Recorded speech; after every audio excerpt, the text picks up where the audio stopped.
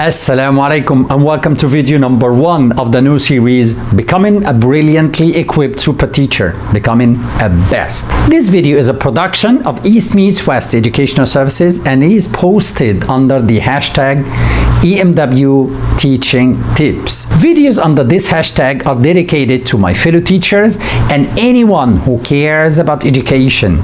They give you practical ideas that are based on research. The best video series is one that I've always wanted to talk about because the idea in it changed my life as a teacher and it can change your life too. So let's see what I have for you.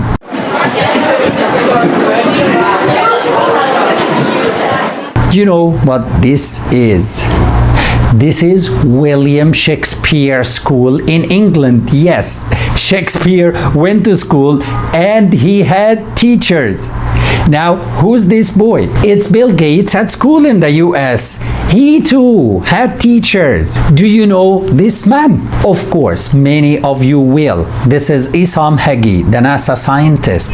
Did you know that he studied in government schools in Libya, Tunisia, and Egypt, and he had teachers from all those countries? And this is where Wezweil, the Nobel Prize holder in physics, studied.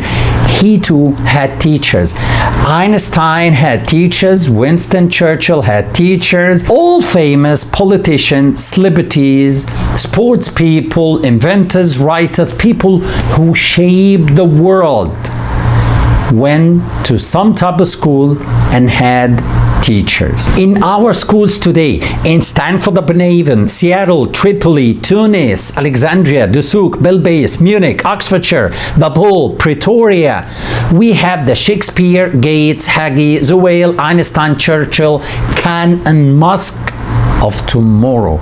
Everywhere in the world, right now, while I'm speaking to you, we have the leaders who will determine the future of this planet tomorrow, studying with us, teachers. This means that we, teachers, are influencing and shaping the world by teaching its leaders. Not a single other job that I know of can do that. You can bet those leaders were influenced by their teachers, even if history never mentioned those teachers. We all remember teachers who left an impact on us when we were students. Teaching, I can safely say, is the single most important job ever. Isn't this alone worth that we do our job well? I think you agree with me.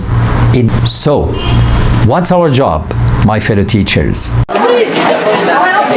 Simply, a teacher has two main responsibilities which are equally important, academic and non-academic. By academic, I mean the teaching cycle, planning, delivery, and giving feedback. And this is the part of teaching that's given much attention in schools of education around the world and in in-service training. Unfortunately, non-academic responsibilities, however, are often overlooked. And this is what I'm going to talk about in the best video series. In this series, you will hear me talk about doctors and waiters. You will hear me talk about the society and how it affects our classrooms and what it means to students to be taught by different teachers or only one teacher.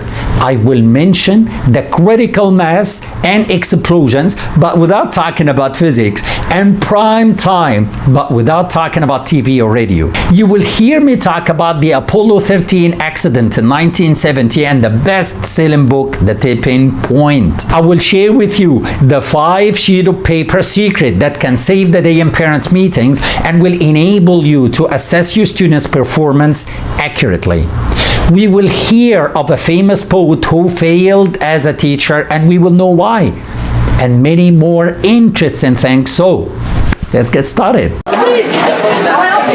The first thing I want to share with you, my fellow colleagues, is the importance of following research-based practices. A problem that we teachers always have is that we adamantly turn down the results of research just because those results seem to contradict our personal experiences or even our whims. That's why it's important to start with understanding what research really means. A simple definition of research is the systemic study of the subject in order to discover facts. This means facts are out there and researchers only find them. They do that using a sophisticated system to make sure that what they find are actually facts, not false conclusions. Research exists everywhere around you, even if you're not aware of it.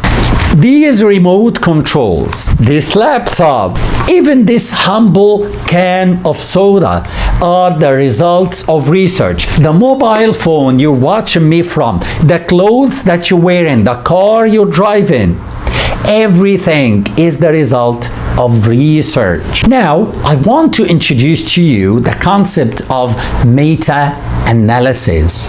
What is that? When scholars collect the results of a large number of studies and analyze them, we call it a meta-analysis. When a meta-analysis states that something is true, it's accepted as concrete and undeniable fact. Let me give you an example of when a meta-analysis saved humanity. We had the smallpox disease for hundreds, if not thousands of years. In the 20th century alone, this terrible disease killed 300 million people, according to the BBC website. COVID-19 is nothing in comparison. When a vaccine was developed in the 19th century, it was given to many doctors to test on their patients and record the results. Those results of millions of studies from all continents, from all countries, were collected in many meta-analyses. And based on those meta-analyses, the World Health Organization started a global vaccination campaign in 1958. Only to eradicate the disease by 1980. Now, it's an accepted and undeniable fact that the smallpox vaccine actually works successfully against the smallpox disease. Why? Because meta-analyses helped us make sure that it does work. So what does this have to do with educational research? In the field of education, there are many meta-analyses which provide us with facts about teaching. One very important meta-analysis which was published in the renowned journal Educational Leadership in 1994 was titled "What Helps Students Learn?" In this salient study, the three American scholars, Wankertel and Wahlberg, wanted to determine the factors that influence students' learning and place them in rank order. Do you know how many pieces of research they reviewed? You won't believe it. 11,000 pieces of research which spanned 50 years. And guess what the most important factor governing students' learning is?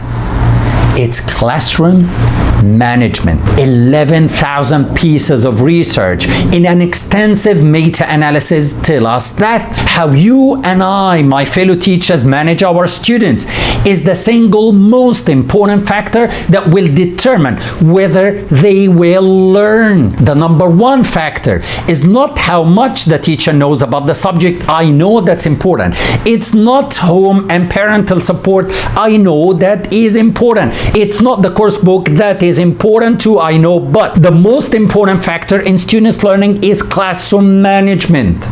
That is what this extensive meta-analysis shows. There is no doubt about that, just like there is no doubt that the smallpox vaccine works. So classroom management is what this series of videos is about. So please stay tuned. You will actually walk away with things that will set you up for life to be a best. So, what is classroom management exactly? As I stated earlier, our job as teachers has two parts: academic and non-academic. Classroom management is the most important thing in the non-academic part, which we can learn a whole lot about from other jobs. Let me explain. This is a doctor and this is a waiter. Oh really? I didn't know that. One thing they have in common is that both of them work with people.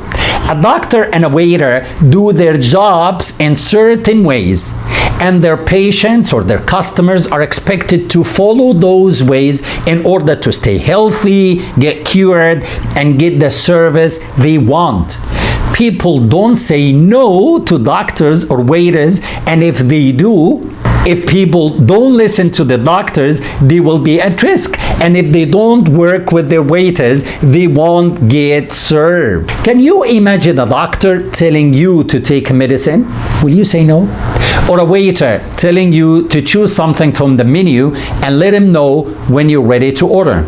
Will you really say no? Maybe when they bring the bill to you, then you will say no. The instructions doctors and waiters give their patients or their customers are called procedures. When you go to a bank, there is a procedure.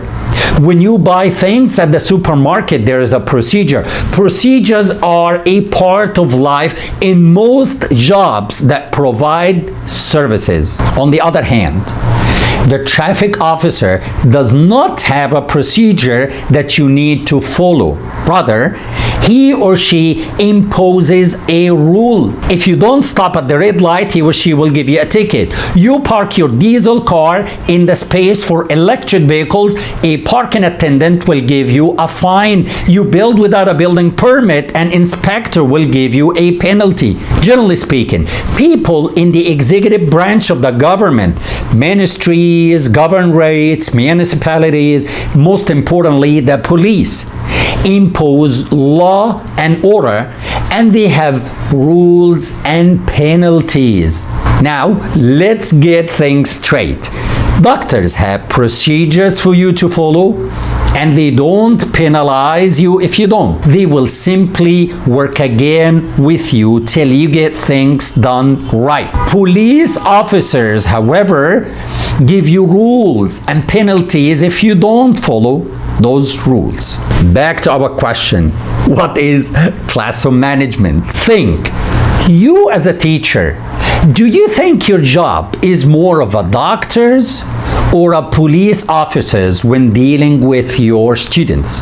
In other words, do you have more procedures and no consequences, or more rules and penalties? What are procedures and rules like in school?